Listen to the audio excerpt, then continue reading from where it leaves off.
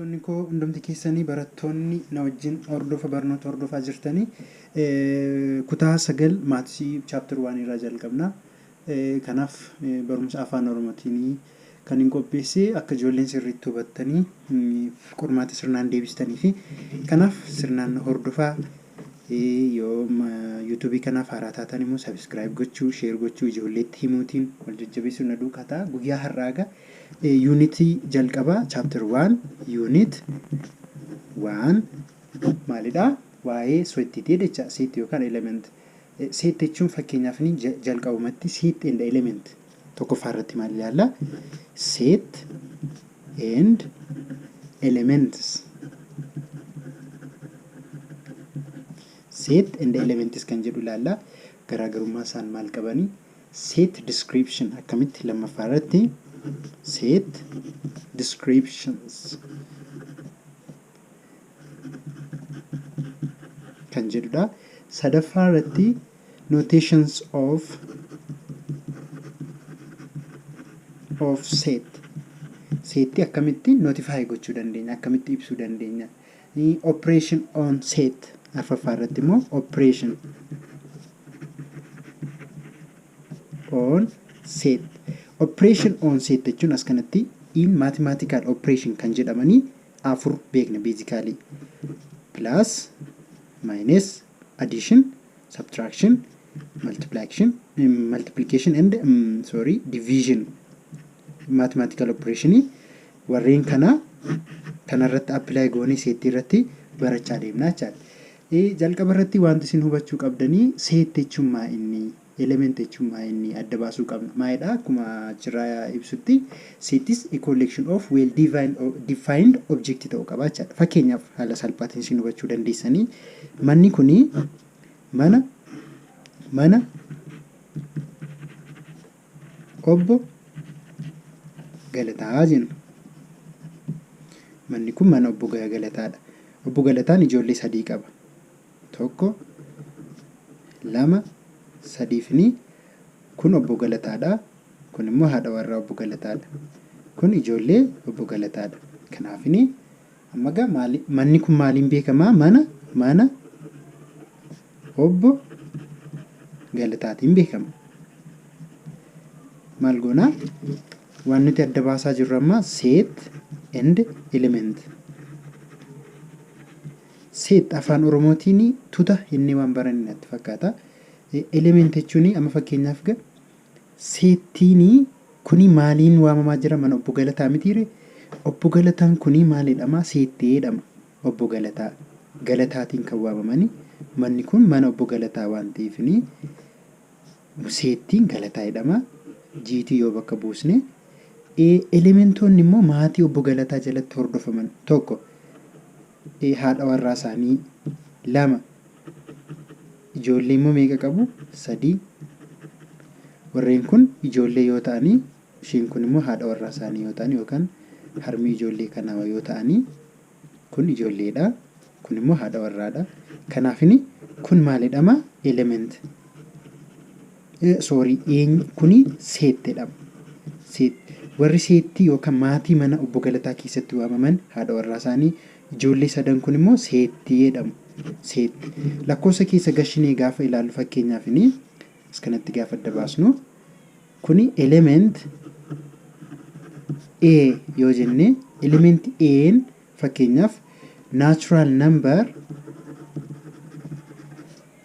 number up to 5 yoo jedhee including 5 jechuudha. Kanaaf natural number jechuun immoo lakkoofsa tokko kaasnee 1 2 3 4 5 yoo jennee kuni element A kuni meeqa of keessaa qabachuudha? Miseensonni isaanii 1 natural number 2 3 4 fi 5 kuni miseensota elementii A jalatti waamaman seettii A jalatti waamamanii jechaadha. Warreen kun elementiidha. Kun immoo seetteedhama jechaadha. Seettiin elementii akkasii of keessaa qaba jechuudha. Fakkeenyaaf kun isinii galeeradha yaada. Jalqaba otoo asiin gahiin immoo maal baruu qabna? Type of number kan jedhamu jira. Type of number. basic of mathematics type of number. Type of number meeqatu jiru? Tokko natural number. Natural number jechuun lakkoofsa tokkooti jalqaba. Tokko, lama, sadii, maaliin bakka bu'aa? Inniitiin bakka bu'aa. Afur jedhee kan itti fufu ETC jedhee kan fufu jechaadha. Lakkoofsa tokko jalqabni isaa tokko ta'ee natural number jedhama. Lammaffaa whole number. Whole number jechuun immoo lakkoofsa guutuu zeeroo irraa jalqaban immoo natural number and including zero jechuudha. Kanaaf zeeroo inni tokko, lama, sadii jennee yoo itti fufne ETC hamma lakkoofsi dhaabbiin qabu waan ta'eef kana yoo deemne whole number jedhama. Sadaffaa irratti integer number. Integer numberiin immoo negatiiva zeeroo fi natural numberii kan dabalatu. Negative 1, 0, positive 1. Kuni 2 sireedha itti fufasiinis. Karaa kanas negatiiva 2, negatiiva 3 ammatti lakkoofsa isin karaa negatiiva positiivaaf 0 yoo dabalate integer jedhama. Lakkoofsa kana beezikii maatimaatiksii keessatti barreeffamuun baay'ee barbaachisaadha jechaadha. Fakkeenyaaf set A kuni elementii fakkeenyaaf elementii 1, 2, 3, 4, 5 fi 6 qaba. Fakkeenyaaf lakkoofsi tokko elementii A dha. Inni gaafa barreessinu simboolii jecha Giriikiin moggaafamte yookiin belong to inni fayyadamuu dandeenya jechaadha. Is element of yookaan belong of. Epsilon kan jedhamtu leetarii Giriikidha ishee kanadha. Isheen kun belongs to isheen qabattu belongs to yookiin elements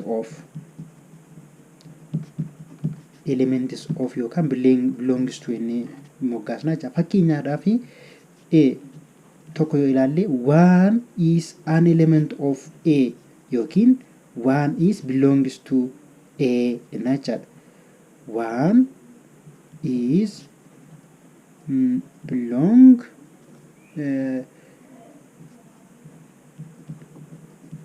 to A yookiin one is element of A jechuudha gaafa dubbisu. Lammaffaa look tokkos lamas fudhachuu kan kun miseensota A keessatti argaman. Lammaffaa 4 is belong to A keessatti argama jechaadha.